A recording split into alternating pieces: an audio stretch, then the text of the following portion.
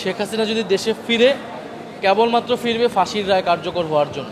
যে আওয়ামী লীগ কোনো রাজনৈতিক দল না, এটা একটা ভারতের দিল্লির একটা নিয়ন্ত্রিত একটা দল।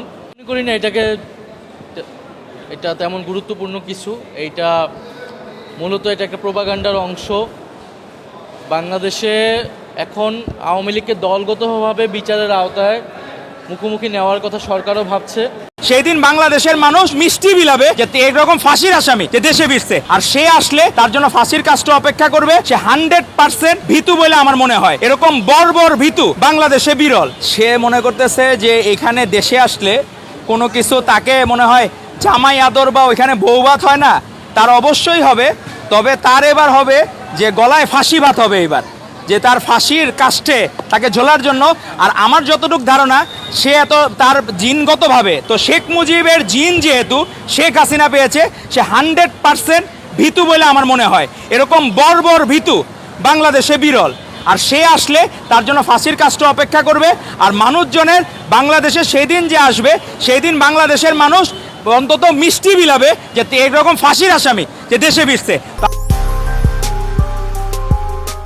মানবতাবিরোধী অপরাধের অভিযোগে ফাঁসির রায় মাথায় নিয়ে ভারতে নির্বাসনে থাকা সাবেক প্রধানমন্ত্রী শেখ হাসিনা আগামী ডিসেম্বর নাগাদ দেশে ফিরে আদালতে আত্মসমর্পণের পরিকল্পনার কথা বলেছেন বার্তা সংস্থা রয়টার্সকে। দেশে ফিরলে গ্রেপ্তার করা হতে পারে বা মেরে ফেললেও তিনি ফিরে আসার ব্যাপারে দৃঢ়তা প্রকাশ করেন। রয়টার্স লিখেছে, বৃহস্পতিবার রাতে টেলিফোনে দেওয়া প্রায় ঘণ্টাব্যাপী সাক্ষাৎকারে শেখ হাসিনা বলেছেন, শুধু তিনি একাই নন, নির্বাসিত জ্যেষ্ঠ আওয়ামী লীগ নেতারাও তার সঙ্গে দেশে ফিরে আত্মসমর্পণ করবেন। ছাত্র জনতার অভ্যুত্থানে 2024 সালের 5 আগস্ট ক্ষমতা হারিয়ে দেশ ছাড়ার পর এই প্রথমবারের মতো কোনো আন্তর্জাতিক গণমাধ্যমকে সরাসরি সাক্ষাৎকার দিলেন 78 বছর বয়সী শেখ হাসিনা। এর আগে তিনি বিভিন্ন গণমাধ্যমের লিখিত প্রশ্নের উত্তর দিলেও সাক্ষাৎকার দেননি। বাংলাদেশে এখন আওয়ামী লীগের রাজনীতি নিষিদ্ধ। দলটির সভাপতি শেখ হাসিনা নিজেও ফাঁসির আসামি। এক প্রশ্নের জবাবে রয়টার্সকে তিনি বলেন, দেশে ফিরলে তারা আমাকে গ্রেপ্তার করতে পারে, এমনকি মেরেও ফেলতে পারে, তবুও আমাকে যেতে হবে।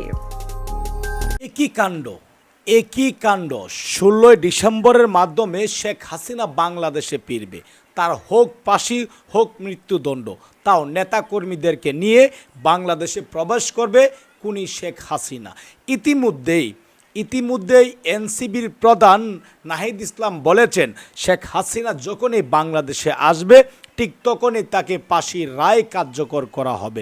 সুপ্রিয় দর্শক শ্রোতা, এদিকে এনসিবির সমাবেশে কেন বোমা হামলা হলো বা কারা করলো, সমস্ত কিছু বিস্তারিত তুলে ধরেছে আমাদের পিনাকিদা। অত্যন্ত গুরুত্বপূর্ণ আজকের এই ভিডিওটি, কেউ স্কিপ করে যাবেন না। ইতিমধ্যেই ভিডিও শুরুতেই যে বিশেষ অংশগুলো দেখিয়ে আজকের ভিডিও শুরু করেছি, সম্পূর্ণ ভিডিওটি প্রমাণ সহকারে থাকছে আজকের এই ভিডিওতে।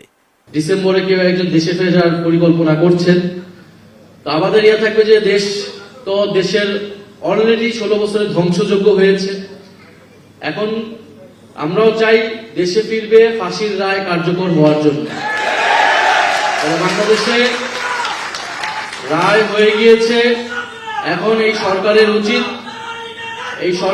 উচিত যথাযথ কূটনৈতিক আইনি প্রক্রিয়ায় গণহত্যাকারীকে দেশে ফিরিয়ে এনে রায় কার্যকর করা। আমি মনে করি এটাও দেশের স্থিতিশীলতার জন্য একটা বড় একটা উদ্যোগ হবে এবং এই সরকারের দ্রুত সময়টা করা উচিত। এবং এছাড়া অন্য কোনো পরিকল্পনা যদি কেউ ভাবে তাহলে সেটা কারোর জন্যই ভালো হবে না। বাংলাদেশের জনগণ সেটার জন্য প্রস্তুত আছে। জুলাই গণ অভ্যুত্থানের যারা অংশগ্রহণ করেছে রাজনৈতিকভাবে যে কোনো পরিস্থিতি মোকাবেলার জন্য তারা প্রস্তুত আছে। দেশের স্বাধীনতা, সার্বভৌমত্ব, অর্থনৈতিককে রক্ষা করার জন্য জিনিস ঘটছে। 1 লাইট নিবানো হয়েছে, 2 নাম্বার বোমা মারা হয়েছে, 3 নাম্বার সাংবাদিক আহত হয়েছে। এই 3টা ঘটনা অদ্ভুতভাবে মিলা যায় জিয়ার আমলের দুঃখজনক একটা ঘটনার সাথে। আসেন সেই ভুলে যাওয়া ঘটনা নিয়ে আলাপ করি। বাঙ্গু সুশীলদের ডাবল স্ট্যান্ডার্ডটাও বোঝা যাবে। আসেন দেখি বাংলাদেশের ইতিহাসে প্রায় 50 বছর আগে কি ভয়াবহ একটা রাজনৈতিক হত্যাকাণ্ড ঘটেছিল। 1980 সালের 23শে মে বিকাল 4টা 19 ঢাকার বাইতুল মোকাররম মসজিদের দক্ষিণ গেটে খন্দকার মোস্তাকের ডেমোক্রেটিক লীগের জনসভায় বোমা বিস্ফোরণ ঘটে। বোমা বিস্ফোরণের আগে জনসভায় সাপ ছেড়ে দেওয়া হয়। দেখেন দুইটা জিনিস মেলে, আগে কারেন্ট বন্ধ তারপরে বোমা, আগে সাপ ছেড়ে দেওয়া তারপরে বোমা। মিলিছে? আরও একটা জিনিস আছে, সেটাও মিলবে। সেদিন বোমা হামলায় নিহত হয় সাংবাদিক মোস্তাফিজুর রহমান আশা সহ 16 জন, আহত হয় অন্তত 2 শতাধিক মানুষ। 16 জন মারা যায়। ওই সময় একটা রাজনৈতিক জনসভায় এতজন মানুষ বোমা হামলায় মারা যায় নাই। এটা নিয়ে প্রত্যক্ষদর্শী এবং মারাত্মকভাবে আহত সাংবাদিক এবং ছড়াকার আবু সালেহ সেই সময় দৈনিক দেশের সিনিয়র রিপোর্টার বাংলাদেশ প্রতিদিন একটা স্মৃতিকথা লিখেছিলেন। তিনি বামপন্থী রাজনীতির সাথে জড়িত ছিলেন, তার শরীরে 62টা স্প্লিন্টার বিদ্ধ হয়েছিল। সেই দিন যে নিহত হয়েছিল সাংবাদিক মোস্তাফিজুর রহমান আশা, উনি ছিলেন দৈনিক বাংলার এক নবীন রিপোর্টার। আহত হয়েছিলেন অনেকে।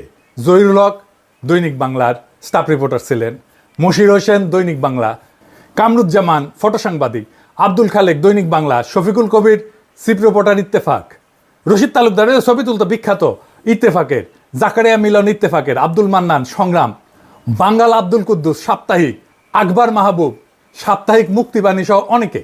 মোস্তাফিজুর রহমান আশা ছিলেন নবীন একজন সাংবাদিক, কেউই তাকে চিনত না। ঢাকা মেডিকেল কলেজের হাসপাতালের বারান্দায় কাতরাইতে কাতরাইতে প্রাণ হারায়, কোনো চিকিৎসা পায়নি। আবু সালেকেও মৃত ভেবে লাশের স্তূপের সাথে ফেলে রাখা হয়েছিল। কিন্তু সাংবাদিক মাহবুবুর রহমান এবং ফটো সাংবাদিক রশিদ তালুকদার তার জীবনের ক্ষীণ স্পন্দন টের পেয়ে তাকে হাসপাতালে নিয়ে যায়। দেখেন আর একটা ঘটনা মিলল, সেটা হইতেছে লক্ষ্য সাংবাদিক যেন ইচ্ছা করে সাংবাদিকদের দিকে মারা হয়েছে। জিয়াউর রহমান নিজে তাৎক্ষণিকভাবে ঢাকা মেডিকেল কলেজে যান, বিশেষজ্ঞ ডাক্তার সিএমএইচ থেকে আনান, রক্তের ব্যবস্থা করেন।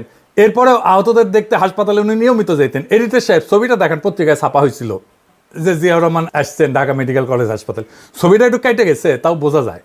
তিনি আবু সালেহকে বলছিলেন যে ওনাকে বিদেশে পাঠানোর ব্যবস্থা করতেছে, কিন্তু সেই প্রতিশ্রুতি বাস্তবায়নের আগেই জিয়াউর রহমান দুঃখজনকভাবে শহীদ হন।